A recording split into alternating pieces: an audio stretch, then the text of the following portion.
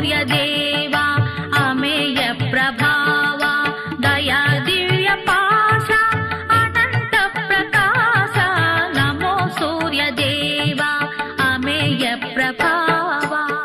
శ్రీరామాయణంలో రామచంద్ర ప్రభువుకి అగస్త్య మహర్షి ఉపదేశం చేసినటువంటి ఆదిత్య హృదయం సూర్య సంబంధమైనటువంటి ఉపాసనలో ఎనలేని ఖ్యాతిని పొందినటువంటి మంత్రరాజు.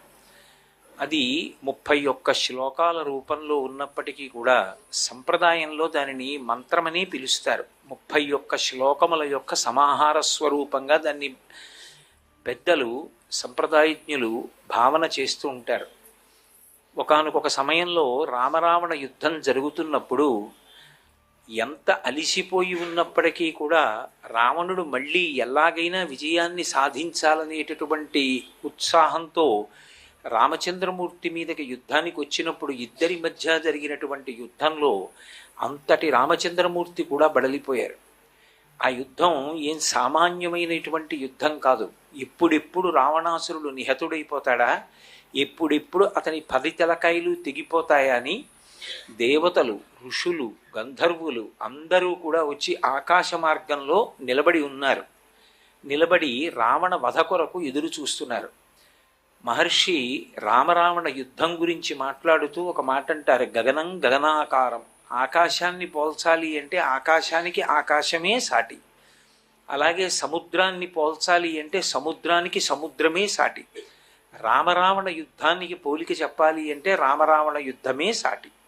మళ్ళీ వేరొక యుద్ధాన్ని రామరావణ యుద్ధంతో పోల్చడం కుదరదు అంటారు. అంత భయంకరమైనటువంటి యుద్ధం జరుగుతోంది. రావణ వధ జరిగిపోవాలి అని అందరూ కూడా కుతూహలంతో ఎదురు చూస్తున్నారు. ఆ ఎదురు చూస్తున్న సమయంలో అలసిపోయి ఉన్నటువంటి రామచంద్రమూర్తికి విజయం కలగాలనేటటువంటి తాపత్రయంతో అగస్త్య మహర్షి వచ్చి ఉపదేశం చేసినటువంటి అద్భుతమైనటువంటి మంత్రరాజమే ఆదిత్య హృదయం. ఆదిత్యుడు అన్న మాటకు అర్థం అదితి యొక్క కుమారుడు అని. కశ్యప ప్రజాపతి యొక్క కుమారుడు సూర్యుడుగా చెప్పబడతాడు. అందుకే మనకి ఆ కశ్యప ప్రజాపతి యొక్క భార్య అదితి, వేరొక భార్య దితి. దితి సంతానమంతా దైత్యులు, దానవులు. అదితి యొక్క సంతానమంతా దేవతలు. ఆ అదితి యొక్క కుమారుడు కనుక ఆదిత్యుడు ఒక అర్థం కాదు. ఆదిత్యుడు అన్న మాటకి అర్థం ఏమిటి అంటే అసలు దైన్యము లేకుండా చేయువాడు అని. ఎప్పుడూ ఏదో లేదనేటటువంటి బాధని పోగొట్టగలిగినటువంటి వాడు, చీకట్లను పోగొట్టేటటువంటి వాడు.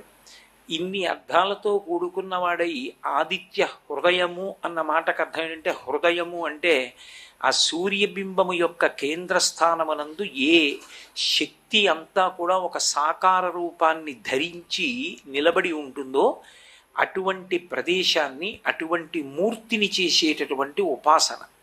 ఆ ఆదిత్య హృదయం అగస్త్య మహర్షి రామచంద్ర ప్రభువుకి ఉపదేశం చేశారు. మనకి కురుక్షేత్ర సంగ్రామం జరిగినప్పుడు భగవద్గీతని అర్జునుడికి కృష్ణ భగవానుడు ఎలా బోధించాడో అలా రామరావణ యుద్ధం జరుగుతున్నప్పుడు అగస్త్య మహర్షి రామచంద్రమూర్తికి ఉపదేశం చేస్తే వచ్చినటువంటి అద్భుతమైనటువంటి శ్లోకముల యొక్క పరంపరయే ఆదిత్య హృదయం.